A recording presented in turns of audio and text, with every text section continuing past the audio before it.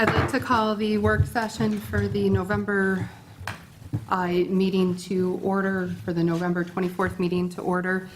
I'd like to start with listed correspondence, of which we have 3. Does anybody have any questions about number 1, the correspondence from the Town of Lancaster Building Department with their regular report?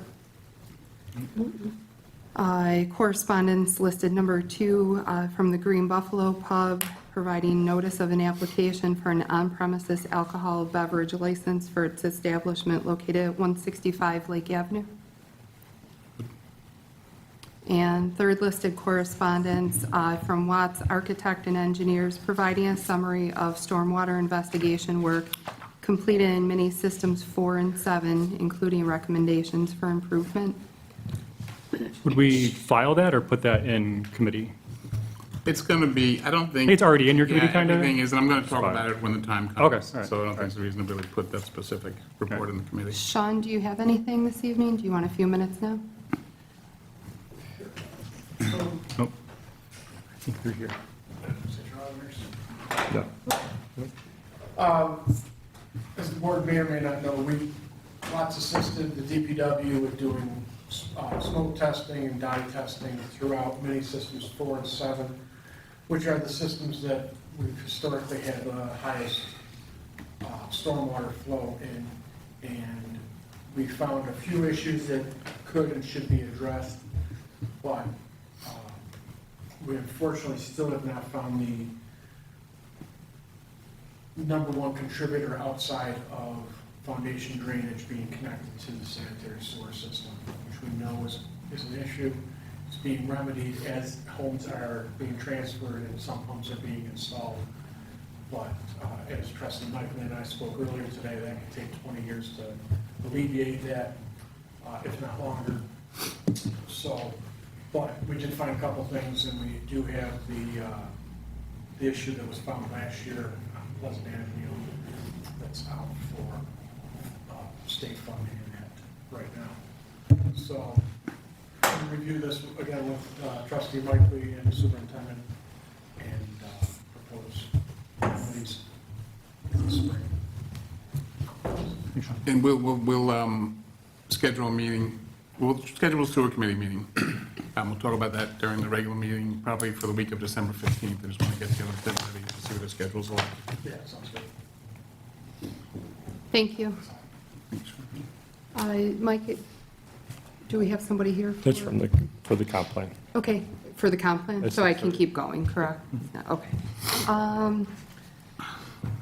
Next then are resolutions that are listed. First resolution to adopt an audience participation guideline for the Village of Lancaster board meetings as presented in everybody's packet. Does anybody have any questions about that?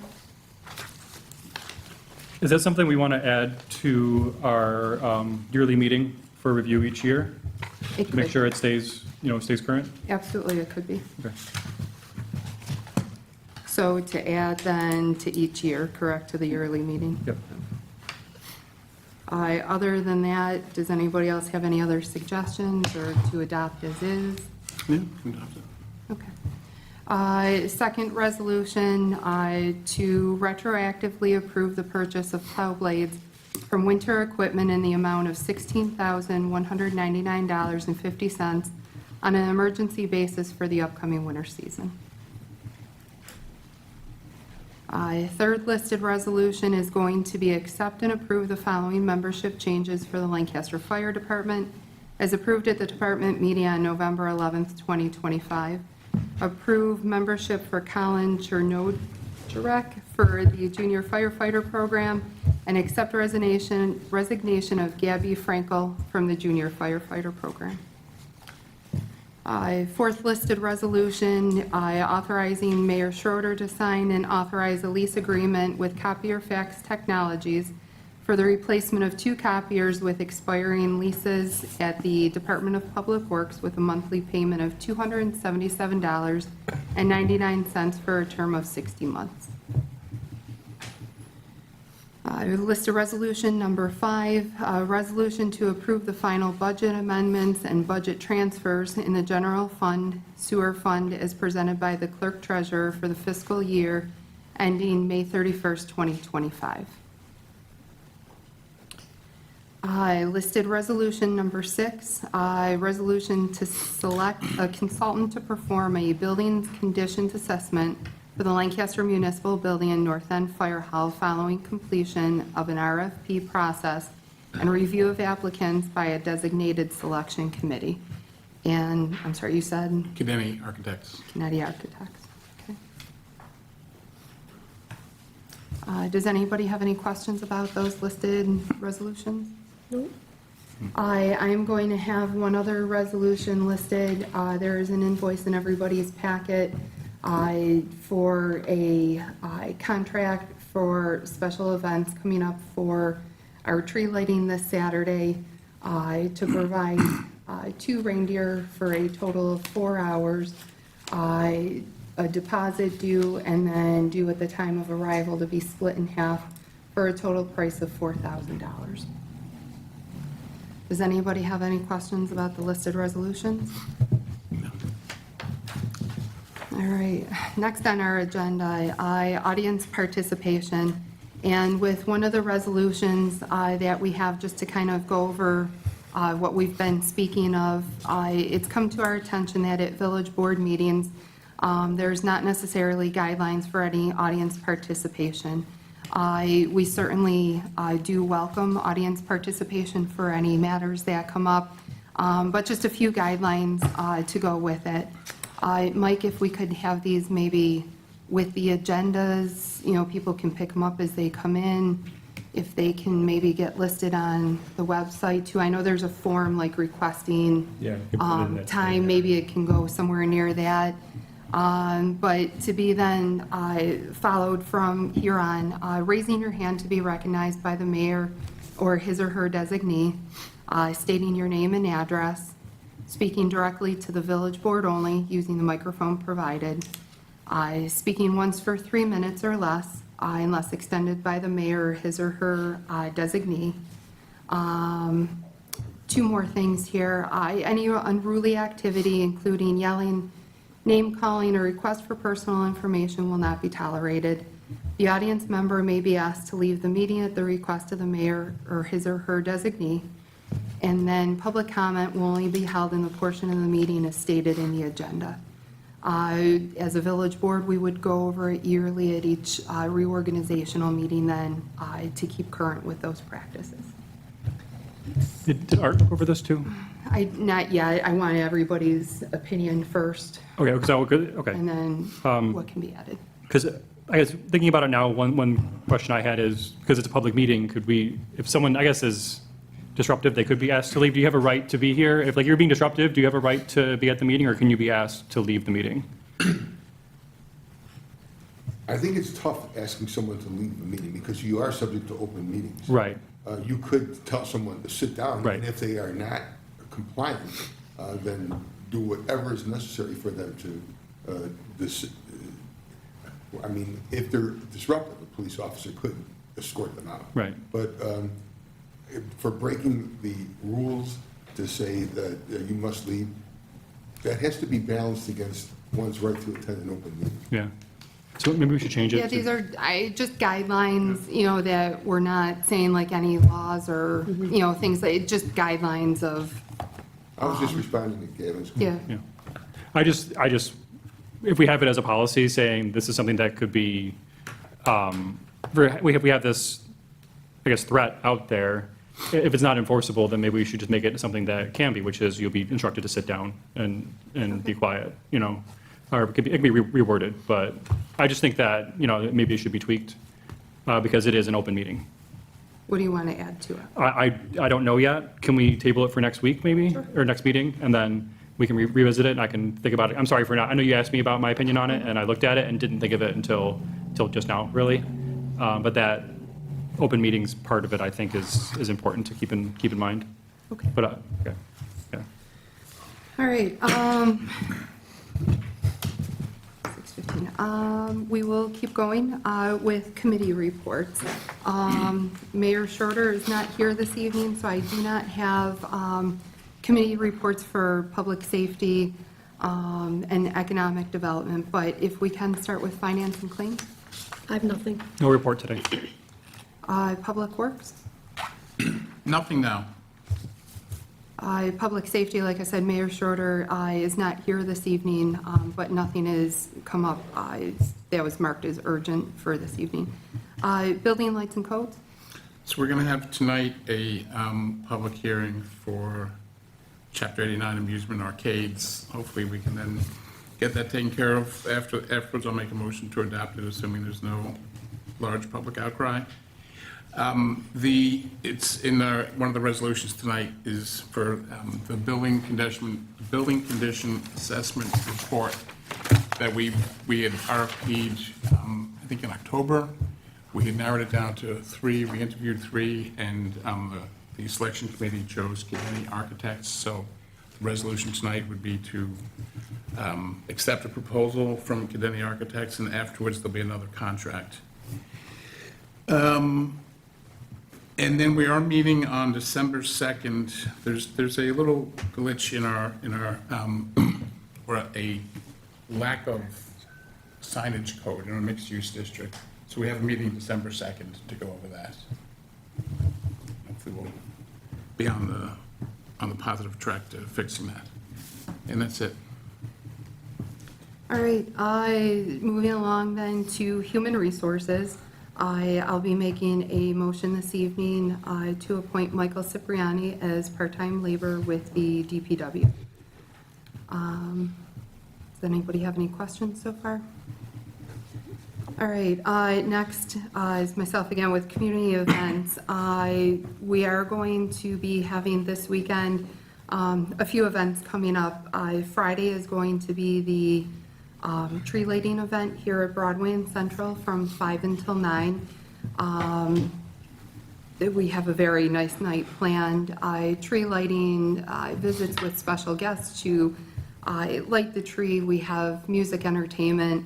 Fire department and the Moose are going to be giving away hot chocolate cookies. There's going to be hot dogs, whatnot. It's going to be a nice event. So from 5 to 9. For that, followed by Saturday evening is the fire truck parade. And I just ask residents in the area to use caution as far as traffic is concerned, shutting down the same area, Central Avenue, West Main, and using caution on Broadway as they start to exit from that. Third thing that I have for community events, I believe the last meeting, I made a motion to have a meeting held in February to discuss upcoming events, and I'd like to change that to January 5th. It worked out better with some merchants' participation, the way their agendas fall for their group. I'd like to make a motion to cancel the meeting that we had scheduled for February and now to hold it on January 5th. Other than that, that's all I have for community events. Again, economic development, I have nothing for that this evening. Sewer, January 5th would be 5 o'clock, what time? 5 o'clock. Okay. Sewer, only thing I have is that we will be scheduling a sewer committee meeting to go over the results of the report that we received from Watts. And that's it. Grants, Chairman O'Brien? So we have some time. One thing I wanted to talk about, I'm not going to go through the whole thing at this moment. I do want to talk about the Heritage Trail Extension Project. This is a project that was started by Monica Wallace's office when she was Assembly Member for our district.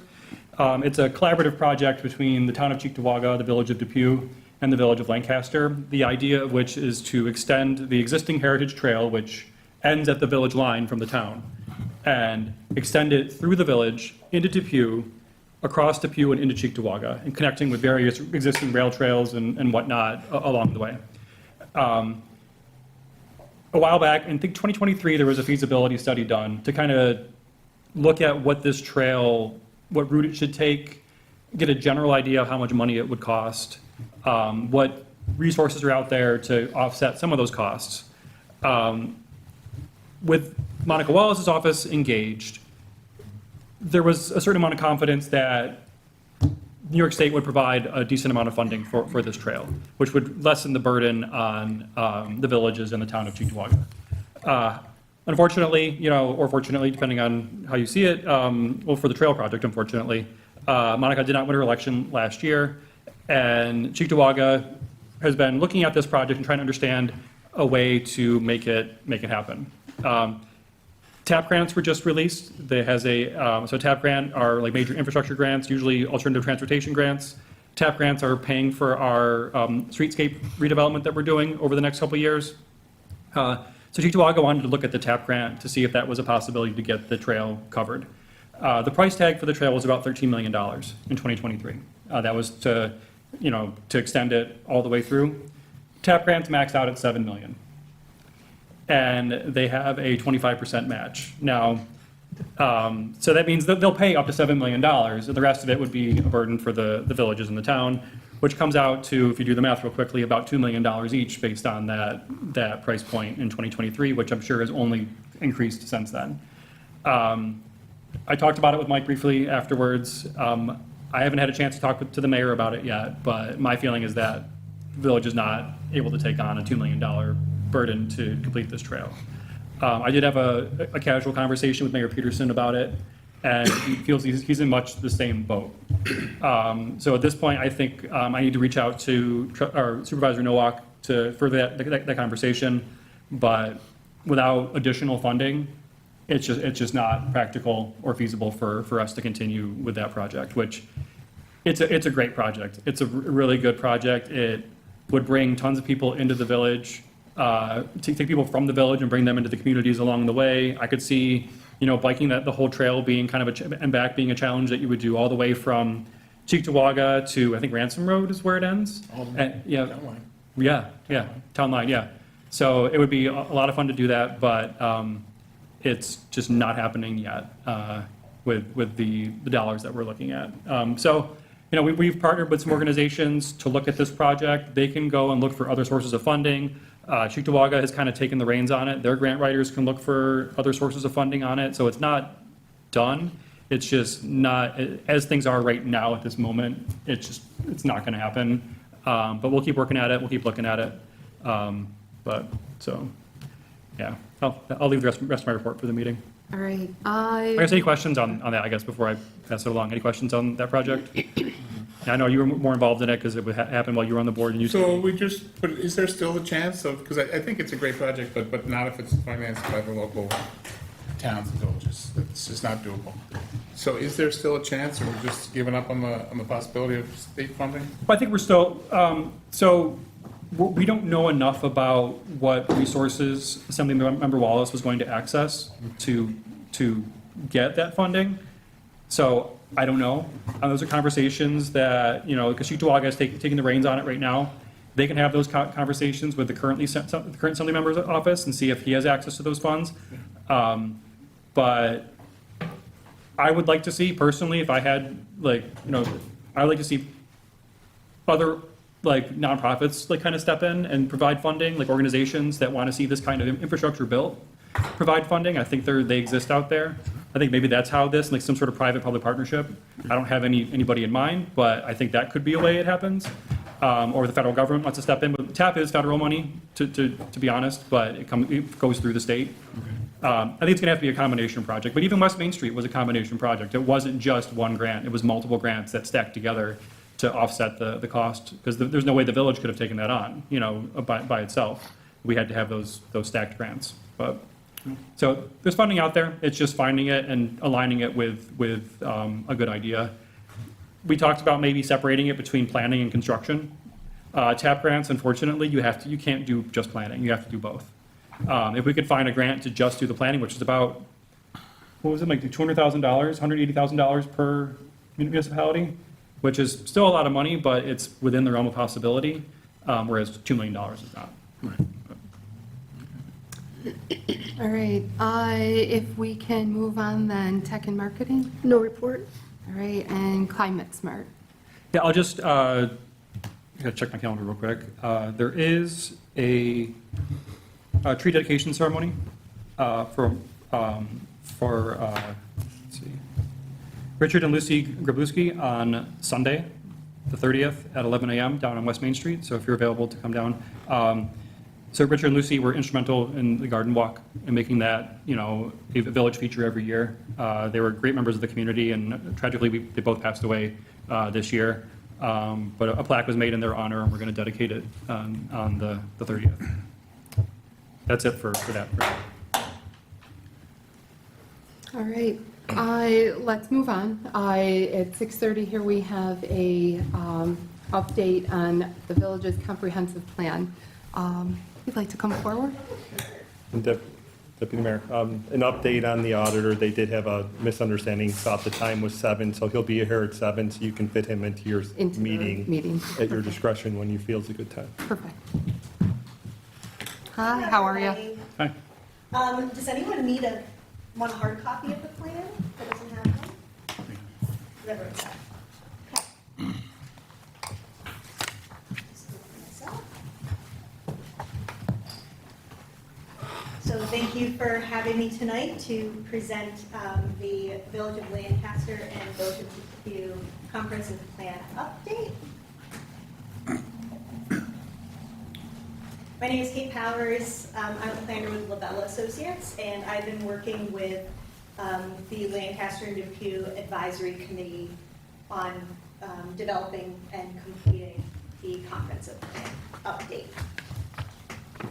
So just quickly, we'll go through generally the process that we went through, vision and goals, the future land use map, and next steps.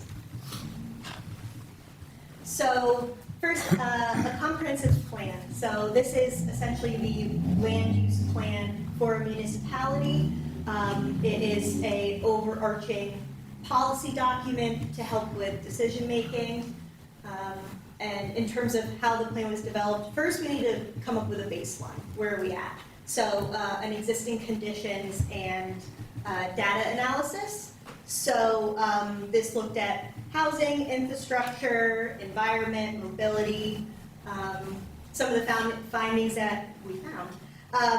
There is sort of an aging population and housing stock. Majority is pre-1970. A growing demand for walkability, downtown activity, and housing variety. Also, limited vacant land. So infill and redevelopment were a big focus of that. Once we figure out, okay, where are we at right now, we want to figure out where do we want to go. So part of that was community engagement and gathering input from residents and visitors. So we had a survey, we had over 500 responses, which is a great response rate. We had an open house here, as well as an open house in Depew.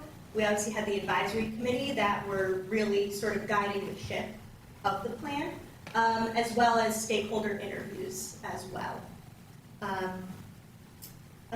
Then next, drafting the goal strategies and actions. So we took all this information from sort of the baseline existing conditions. We took the public input and feedback, and then obviously the expertise of the advisory committee members, and developed goals, strategies, and actions. So, you know, where were we or where are we?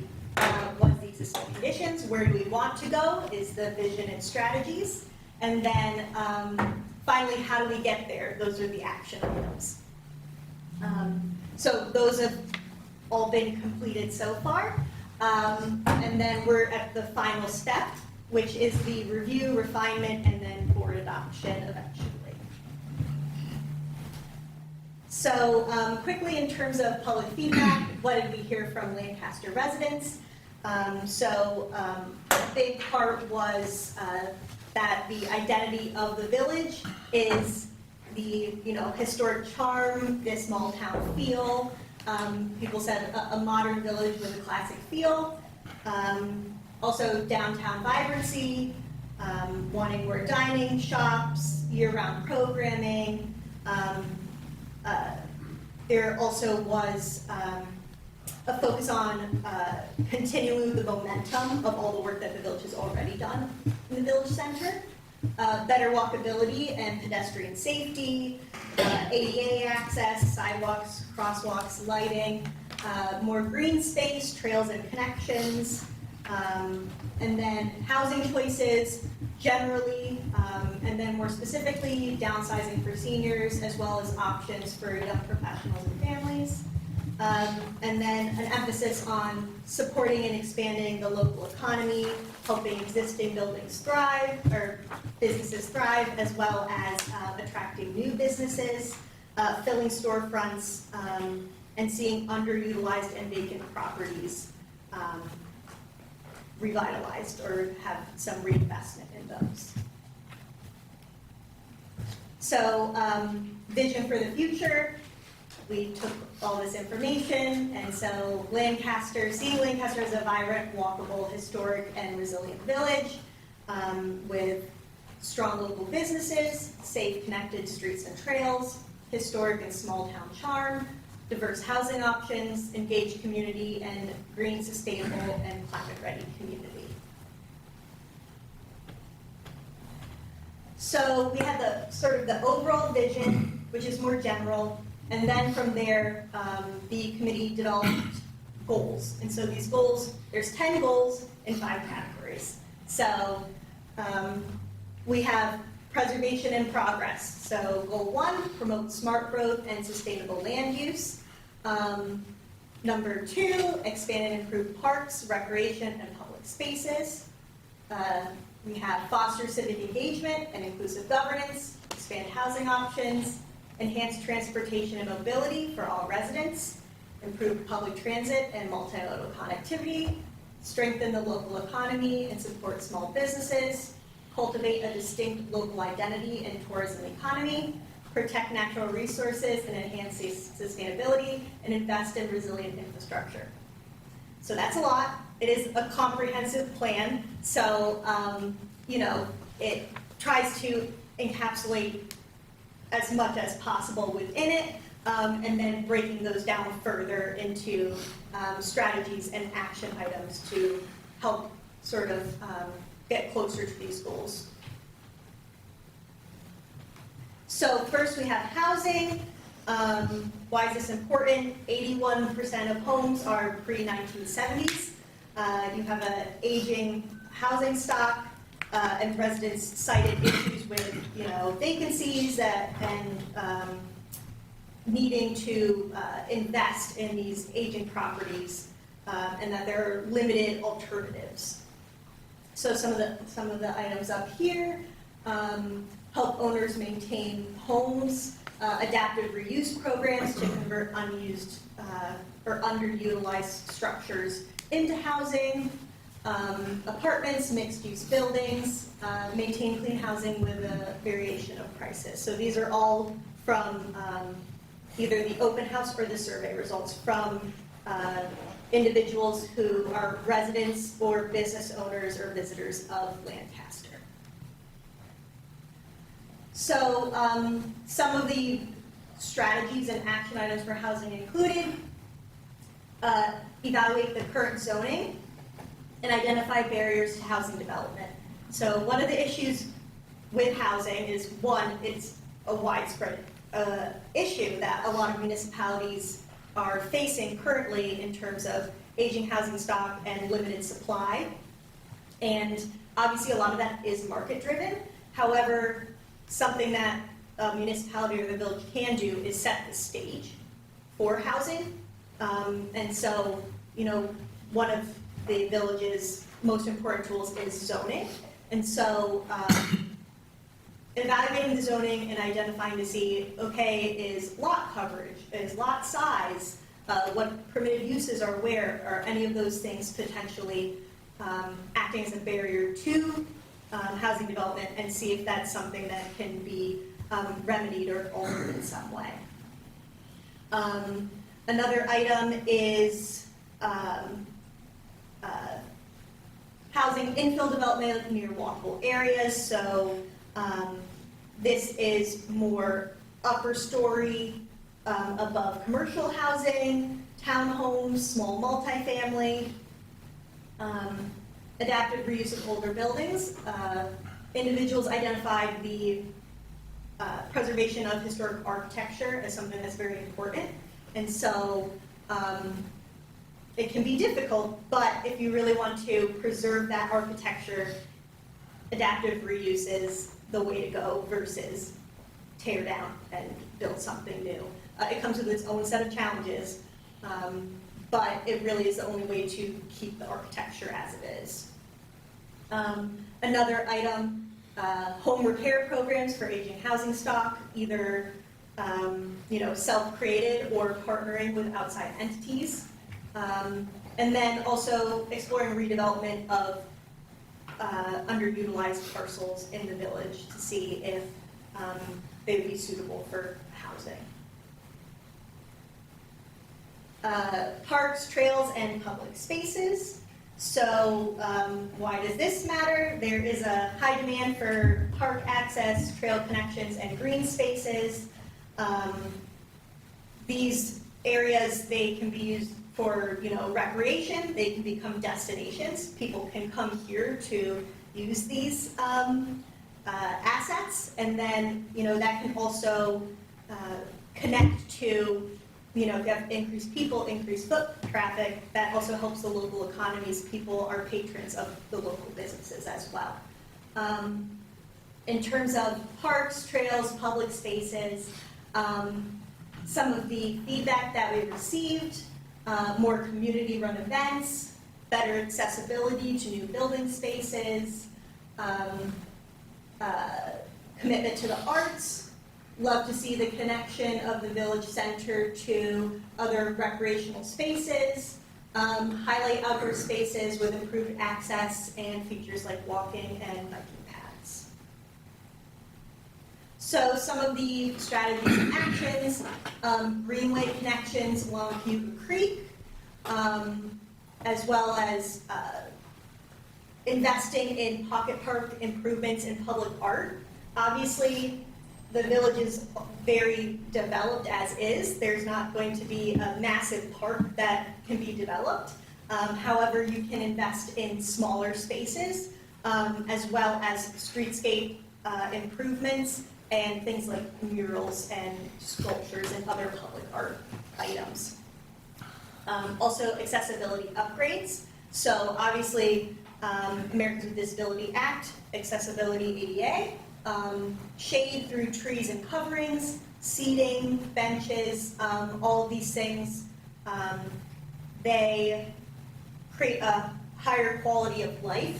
It activates the streetscape in these areas, so people want to be there.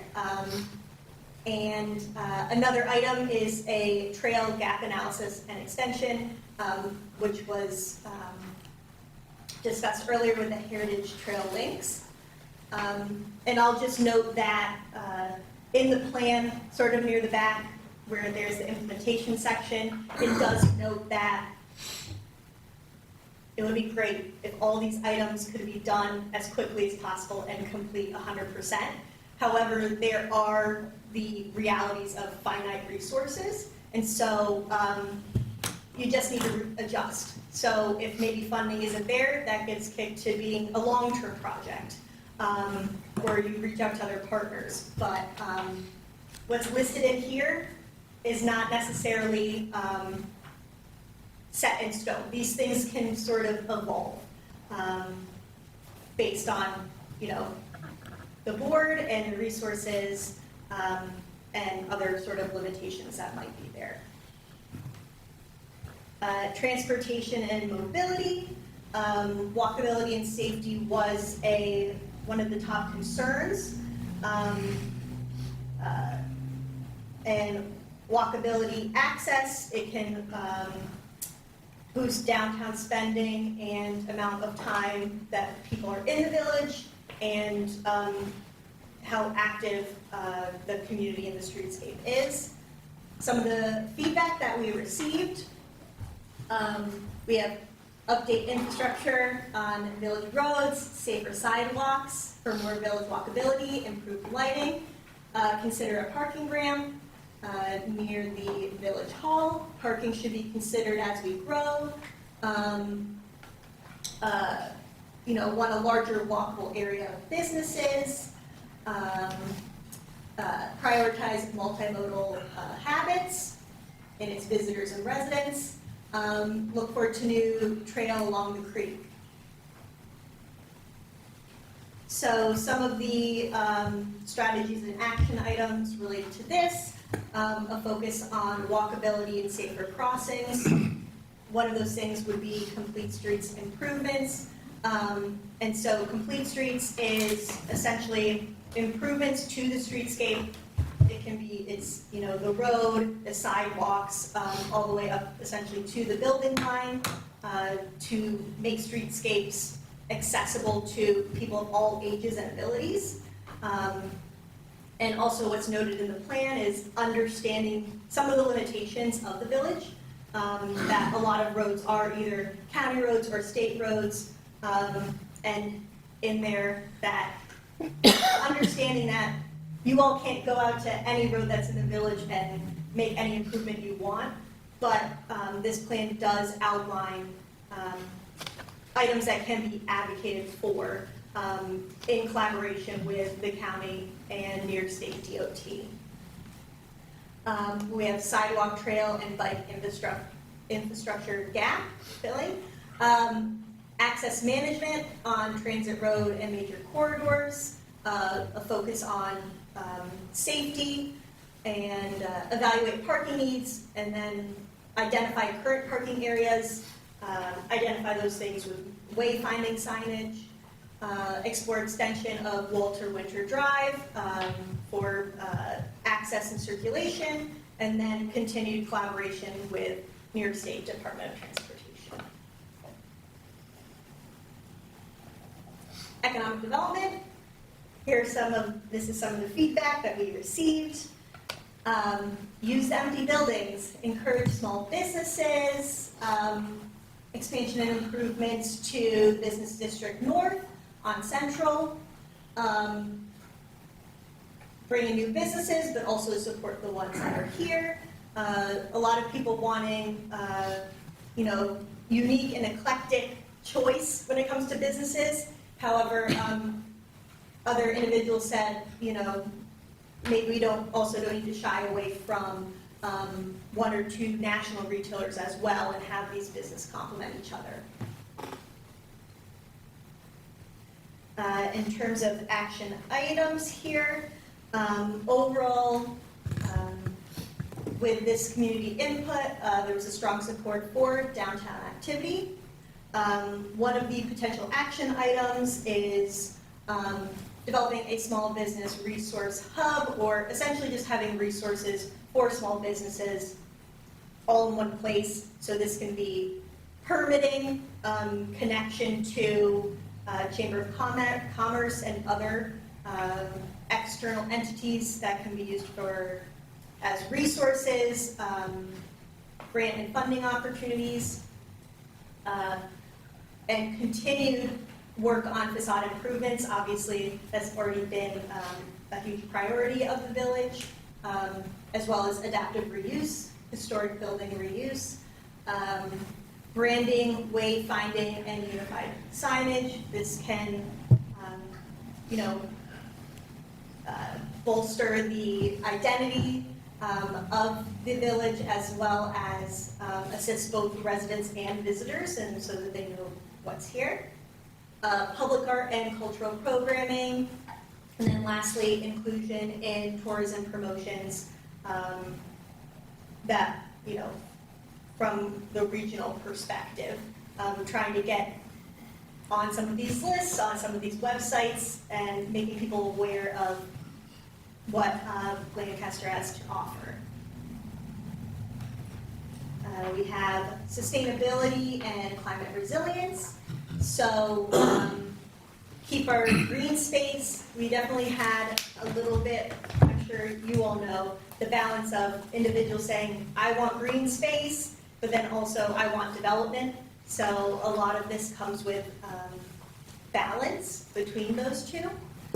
We have wetlands and green spaces preserved, increase investments and promotion of environmental initiatives, modernize the town infrastructure, provide resources on things like tree maintenance, disaster preparedness, and grants for climate change-based upgrades.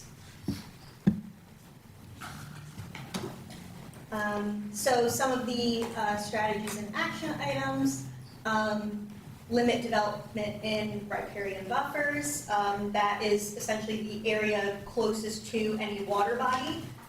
It's highly sensitive in terms of erosion and stability, as well as impacts to water quality. Public education initiatives. Installing green infrastructure elements on public property, so either parks and other green spaces that can help with any sort of flooding or stormwater issues. Tree canopy expansion, street trees. Continue, you all are a climate smart community, continue with those initiatives. Develop a natural resources inventory and conservation map. Identify where the sensitive areas are. That can be helpful to anyone coming in terms of development to know what areas to avoid. And prioritize system efficiency and at-risk infrastructure upgrades. So lastly, before we get to the future land use map, another major element of the plan is land use and smart growth strategies. We did find that there is a desire for redevelopment over expansion. It's a desire, but it's also a reality as well. Key strategies for the village. So infill and adaptive reuse near downtown. Having this compact development. You have your single-family neighborhoods, and maybe some additional units of housing can be introduced with, in-law apartments or what we're calling ADUs, accessible dwelling units, but having the more dense housing in the downtown area. Mixed-use areas aligned with the New York Forward. Identify underutilized areas and potentially rezone those to support desired development. Specifically, I believe that we are looking at M1 or industrial properties that maybe have potential to have other uses. Form-based or hybrid zoning in target corridors. So form-based zoning is less focused on the use and more focused on the form. And so that can be helpful because when you have an overly prescriptive zoning code, that can limit innovation and business. An example that I always use is like an axe throwing facility, and that's not usually a use that's listed in your zoning code. And so there is sort of more of a push to go more form-based rather than sort of traditional zoning. Evaluate redevelopment opportunities and land use suitability mapping. That also connects to the conservation inventory, but in addition to, okay, where are the environmentally sensitive areas, you would also put in there where is available infrastructure to identify these are the best areas for further build-up or development. So this is the future land use map. You can see a little bit of Depew right there on the left. But for this, we have the red is the village center, and that area right now is a little bit smaller. We did receive input of people seeing that area expanding over time into the future. We have the areas around water bodies as environmental conservation and greenway corridors. You can see in green parks and recreation and open space. You can see the traditional residential neighborhoods. We're talking more single family in the yellow in the south, and envisioning more neighborhood mixed use or multifamily and infill residential further north. And then maintaining some of the currently industrial or manufacturing areas as employment and light industrial.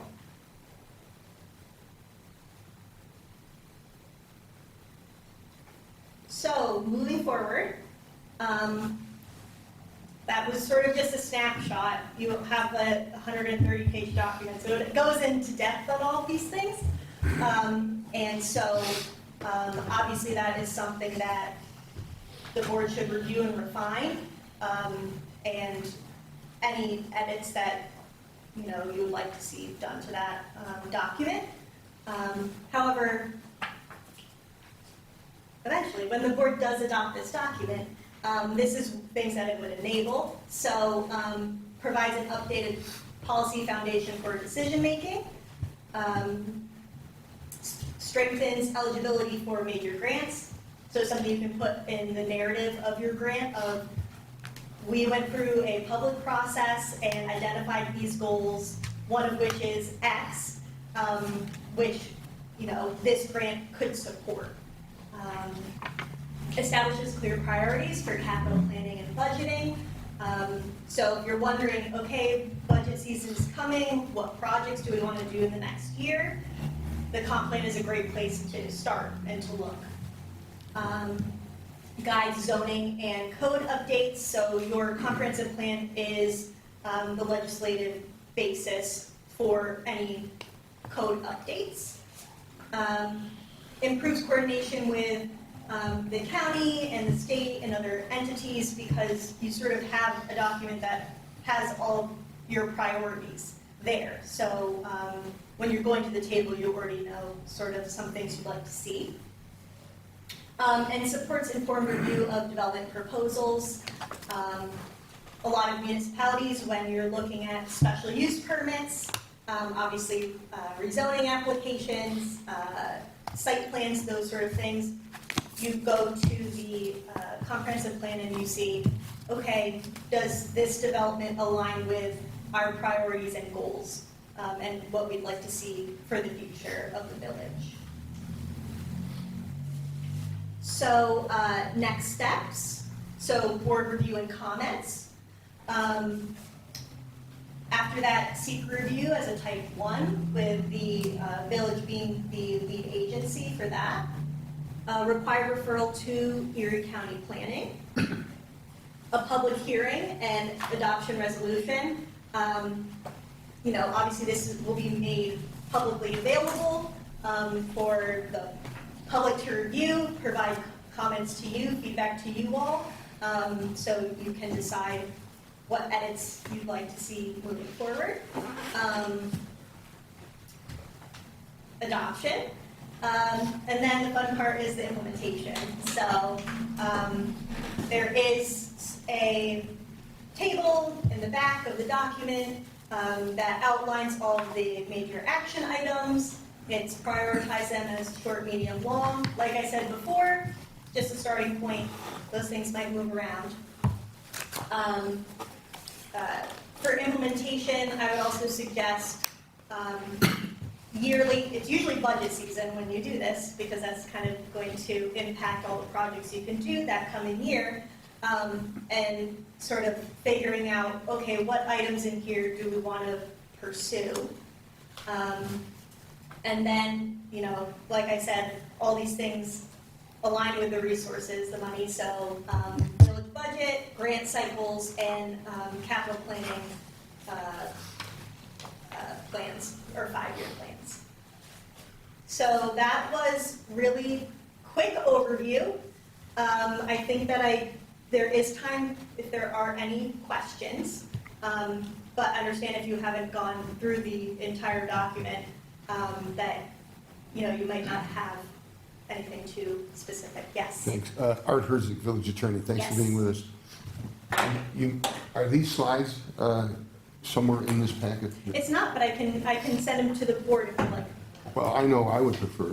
Yeah, of course. And the next question, you said there's a table of action items. Is it in this packet here? Yes, so, I said the back, but actually the back are the appendices. So you have to actually flip a little bit further in.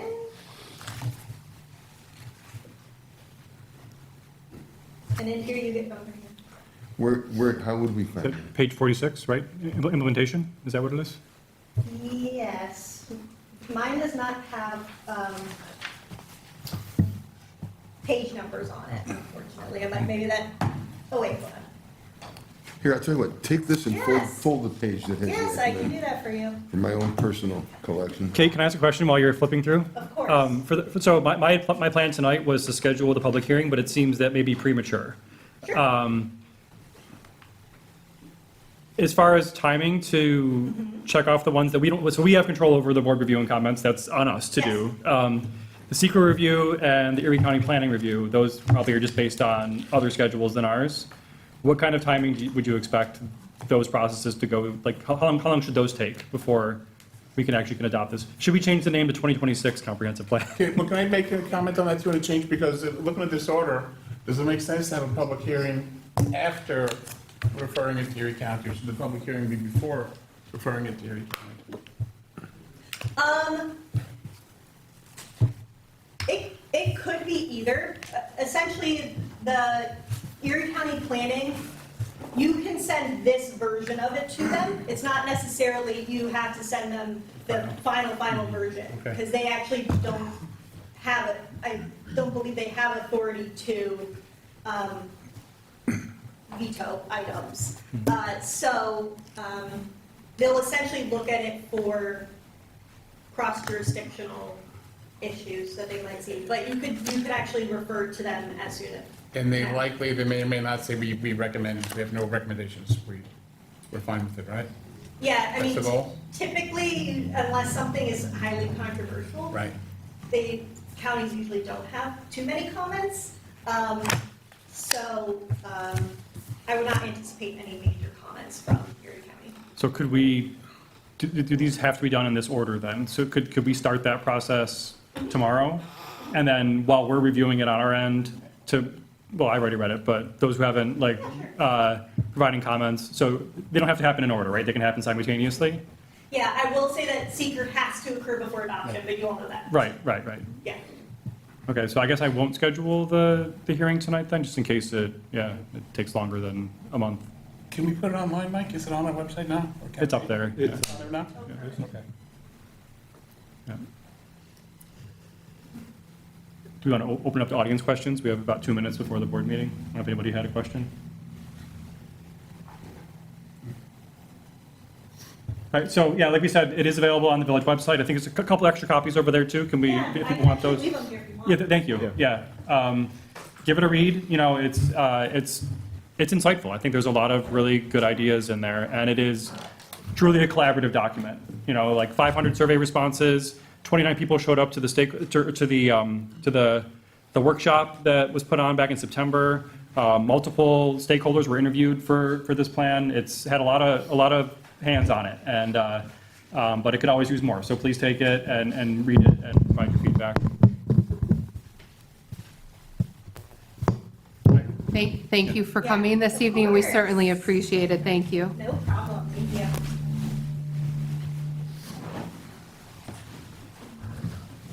We'll take a few minutes then before we begin our regular session in shortly. Want to do the auditor? We have a few minutes. Hearing? Could I, It's going to go pledge, roll call, minutes,